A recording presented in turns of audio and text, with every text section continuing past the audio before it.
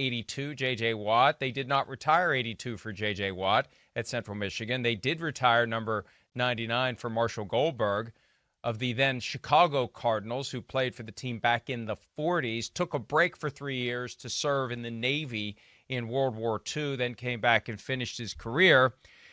J.J. Watt talking about the number that was retired, unless it wasn't, 99, back in circulation for the Cardinals. Here's J.J. Watt. When I finally made the decision on Arizona, I looked at the roster and saw 99 was open, so I was excited about that. And then I later found out from a different high school friend, this is Evan, so my whole high school friends and everybody's involved in this. So Evan told me that 99 was actually retired, and that Marshall Goldberg told me the whole story on that. So I said, oh, that's great, because he had a great story. So I was already looking at other numbers and options. And then this morning, when I saw the report about Ellen and her words that they would like me to wear it, I was touched. I was literally, I felt gratitude and thanks, because I thought that was a very special thing for them to do, and I'm extremely grateful for it. First, we appreciate that Justin James Watt reads PFT, because that's where he, I would suspect, saw the report about the family member wanting J.J. Watt to wear the number. But, and look, I want to be clear here. I spoke about this last night on PFTPM, very candid with my beliefs. I've written about it, tweeted about it. I have no less respect for J.J. Watt for doing this. Yeah. I would have tremendously more respect for him if he had passed. I have no issue with the family of Marshall Goldberg for saying go ahead and wear the jersey, because you could say, hey, a lot of people know the story of Marshall Goldberg now that didn't. Fine. The team is in charge of the number. And my point is this. It's very simple. You know, life is complicated. Life is nuanced. There are very few things in life that are simple. And when you set aside a number forever, you're setting it aside forever. If you're not ready to do that, don't do it. Just don't do it.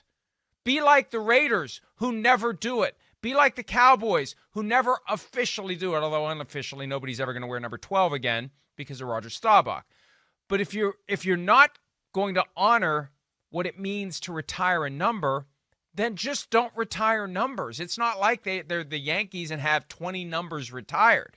It's Larry Wilson, Pat Tillman, and a few other guys who have never been in my kitchen, whose names I can't remember. And Marshall Goldberg at 99. And hey, I didn't know Marshall Goldberg was from Elkins, West Virginia. I didn't know a lot of things about Marshall Goldberg. I didn't know he wasn't in the Pro Football Hall of Fame. He's not. They tried to get him in 2006, 7-ish, didn't get in. So, great. I know more about Marshall Goldberg.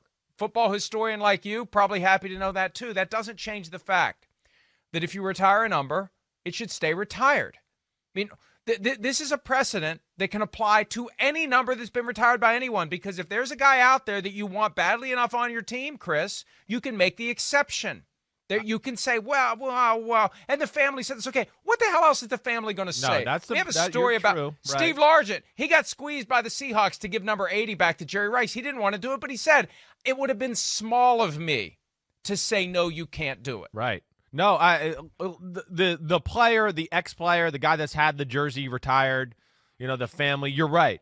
That's the first thing I'll say. They're in a no-win situation. When that gets brought up and the organization just doesn't squash it, they really have no other avenue unless they're just comfortable of hearing the backlash and all that kind of crap and doing that.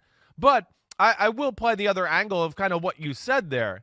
The Goldberg family, they might really be loving this right now. They might, it's another way of, hey, look at grandpa and great-great-grandfather, and we're talking about him. He's in the news, and see, grandkids, or kids, I told you grandpa was, an awesome football player. Look at this, and now this guy's going to do that. So, there is something there to that. I understand your point, but I do think that family could be saying that same thing as well.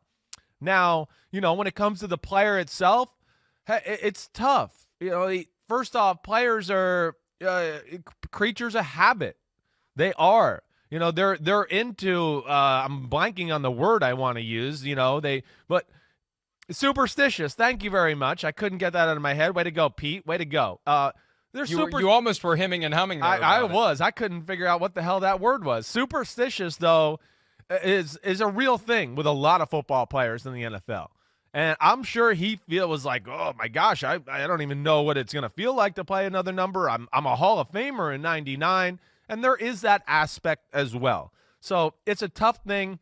I hear your point. I don't think it's a make or break thing. The number's still going to be retired when he gets done.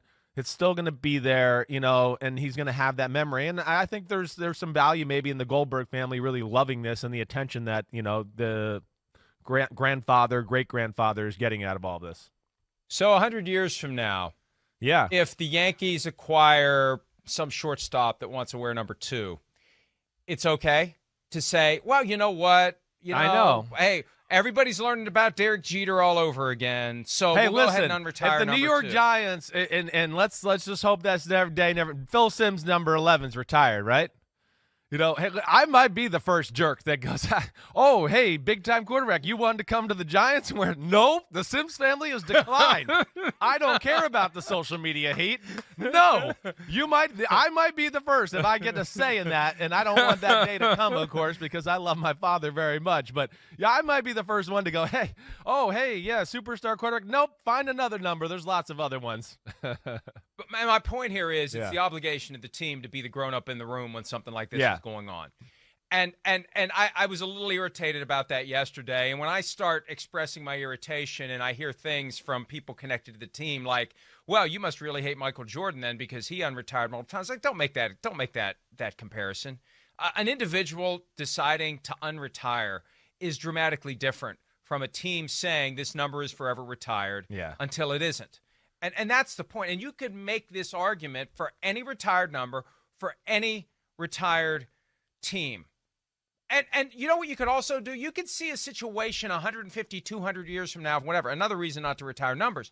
But let's say there's some rival baseball league that pops up to compete with MLB. Yeah. Some new brand of baseball. And they got some phenom that MLB has a chance at getting, but he has one request. He wants to wear number 42. Right. What do you think MLB is going to do 150 years from now if that comes along? They're going to say, well, everybody's learning about Jackie Robinson again. Yeah, we retired the number for every team permanently, but, the family said it was okay. Yeah, no, I hear you, Mike. Mike, your point is very real. It is. It's certainly a good discussion. It's perfect for a show like this and social media and whatever else, but if the Goldberg family's cool with it, I'm cool with it, even though I know it's a tough situation. And you're right, it should be a little bit more on the team to kind of draw that concrete line in the sand and say, nah, we retired it. Let's try to find a new number. I didn't like it when Peyton Manning put the squeeze on Frank Perpuka to wear number 18 in Denver. I didn't like it when Jerry Rice and or the Seahawks put the squeeze on Steve Largent. I don't like it. I don't like it because if it's retired, it's retired. And if you're not willing to make that permanent commitment, that is the ultimate commitment. That is truly and literally forever if you're doing it right. If you're not willing to do it, then don't do it. Just don't retire numbers. You can put the guy in the Ring of Honor or whatever the equivalent name is. You can immortalize him in some other way. But when you're setting a number aside, that's a pretty damn big deal. That's a hell of a purchase. That's a lot more than a house or a car or a marriage. That is forever. Unless it isn't. It's not. That's the key. Yeah. We're now at the point in the evolution of the sports industry that we realize when we retire numbers, there's always that little asterisk applied. Hi, I'm Mike Tirico, and thanks for watching.